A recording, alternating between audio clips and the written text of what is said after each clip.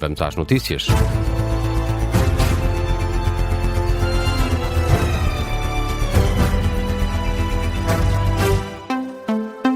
Miguel Videira com o Jornal das Três. Miguel, o secretário-geral do PS, acusou o governo de ter casas prontas há ano e meio e de não as entregar à espera de um novo ciclo eleitoral. Uma atitude eleitoralista, inaceitável e desumana, sentencia José Luís Carneiro. Promete visitar os edifícios a que faz referência para expor de forma pública o que define como o ridículo da situação. A denúncia foi feita durante o discurso de encerramento das jornadas parlamentares do PS que decorreu na Amadora. Uma pergunta, contudo, que tem que ser feita ao Governo, porque também nos foi reportado que há hoje casas prontas a habitar que estão prontas há um ano e meio. Há um ano e meio à espera do quê? À espera de um novo ciclo eleitoral em que as casas das pessoas vão servir de cenário eleitoral para o eleitoralismo que o Governo nos habituou. A acusação em forma de pergunta de José Luís Carneiro. Face a esta denúncia, o Observador contactou o Ministério das Infraestruturas para pedir esclarecimentos e confirmar a veracidade da afirmação feita pelo secretário-geral do PS. Aguardamos resposta. O secretário-geral do PS que quer também explicações do primeiro-ministro sobre as falhas nos exames nacionais. Tanto os diretores de escolas como professores têm reportado problemas na correção das provas, em particular no Exame Nacional de Português. Ora, o líder socialista sublinha que há uma palavra a dar às famílias. 5 médicos para 30 mil utentes, numa estrutura de saúde que há alguns anos atrás tinha 50 médicos. Portanto, o que aqui está em causa não é a pressão que se está a fazer por força daqueles que contribuem para a economia e para as receitas, para o saldo da Segurança Social. O que aqui está em causa é mesmo a incapacidade do Governo e a incompetência para responder às necessidades da saúde. Como se percebe, foram várias as críticas de José Luís Carneiro na área da habitação, na área da educação a que fazia referência e também na área da saúde. Foi esse som que aqui escutámos de José Luís Carneiro a afastar a ideia de que as dificuldades de resposta do SNS estão relacionadas com o aumento substancial do número de cidadãos estrangeiros a viver em Portugal. Agora sim, a educação e o pedido de esclarecimentos por parte de José Luís Carneiro, dirigido ao Primeiro-Ministro sobre as dificuldades na correção dos exames nacionais. Isto exige, no mínimo, a atenção do Primeiro-Ministro e uma explicação do Primeiro-Ministro às famílias portuguesas. As famílias portuguesas vivem inquietas, estão ansiosas, porque estão a viver uma das fases mais importantes da vida dos seus filhos. O Primeiro-Ministro tem o dever, é um imperativo ético, é da sua maior responsabilidade explicar às famílias portuguesas o que é que se está a falhar. É isso que pede José Luís Carneiro, o secretário-geral do PS. Diz que o primeiro-ministro deve dar uma explicação sobre os problemas em torno da correção dos exames nacionais este ano em formato digital.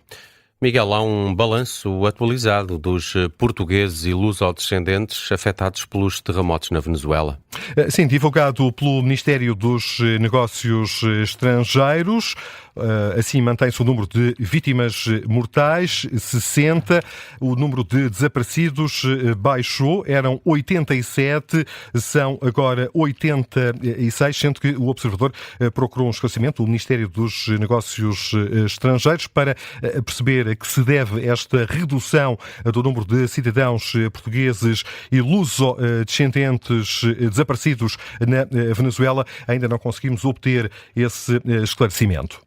A ONU está preocupada com a situação humanitária no terreno. Sim, é uma preocupação manifestada e tornada pública pela Agência das Nações Unidas para os Refugiados. Dá conta que se assiste hoje a uma rápida deterioração da situação humanitária no país. A Agência das Nações Unidas, Hugo Fortunato Oliveira, está preocupada exatamente com o quê? A agência da ONU fala de uma grave escassez de alimentos, bem como do colapso de serviços básicos e de um aumento dos riscos de segurança esperança para as populações deslocadas. Segundo o mais recente balanço da situação na Venezuela, cerca de 16 mil pessoas foram obrigadas a abandonar as casas e a procurar um lugar alternativo para viver. Muitas dessas pessoas, cerca de 40%, não conseguiram encontrar um abrigo seguro e permanecem, portanto, nas ruas. As restantes encontraram refúgio em igrejas, escolas ou instalações improvisadas que, contudo, não cumprem os padrões mínimos de proteção, privacidade ou higiene. Sendo que o Alto Comissariado das Nações Unidas para os Refugiados, Hugo, está também especialmente preocupada com os menores não acompanhados ou menores afastados das famílias. Situação que preocupa 17% dos inquiridos e que foi reportado também por essas pessoas. Durante as entrevistas desta entidade, durante as avaliações feitas no terreno, na sequência desses 2 grandes sismos da semana passada, como resposta, o Grupo de Proteção das Nações Unidas, liderado pela Acnur e que integra outras agências da ONU, como a Unicef, lançou então uma campanha, Miguel, destinada à identificação, localização e reunificação familiar destes menores desacompanhados. É também uma preocupação para as Nações Unidas e para esta agência da ONU, o Alto Comissariado das Nações Unidas para os Refugiados, a situação dos menores não acompanhados na Venezuela, depois de terem ficado sem pais na sequência dos terremotos que afetaram o país na passada quarta-feira, 2 terremotos de 7.2 e 7.5 na escala de Richter.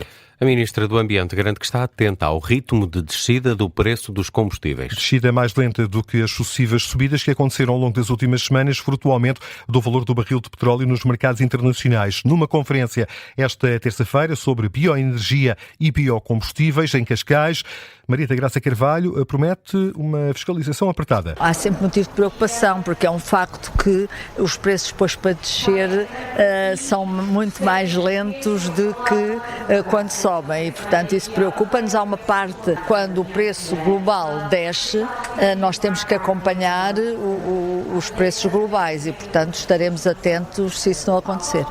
A Ministra do Ambiente, Maria da Graça Carvalho, garante que o governo português está atento ao ritmo de descida do valor dos combustíveis em face da descida do barril de Brent nos mercados internacionais. O Ministério Público vai recorrer da decisão que condena o Estado português ao pagamento de uma indemnização de 15 mil euros ao antigo Primeiro-Ministro, José Sócrates. Pelo facto de terem sido divulgadas informações do processo Operação Marquês sob segredo de justiça.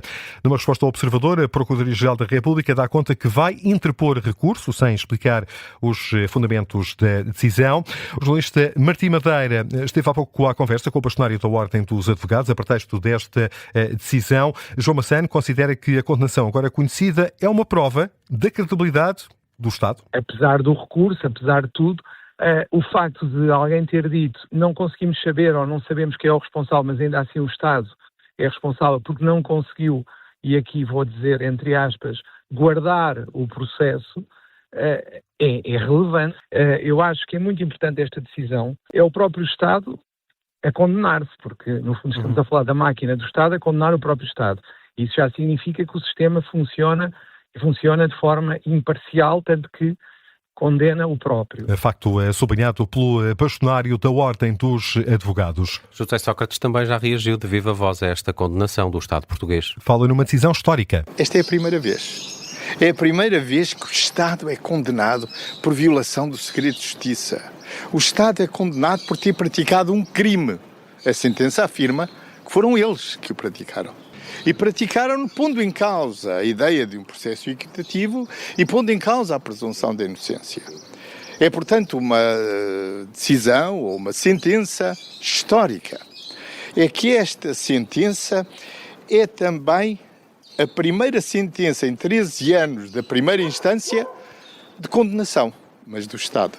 José Sócrates em declarações aos jornalistas esta manhã na Ericeira.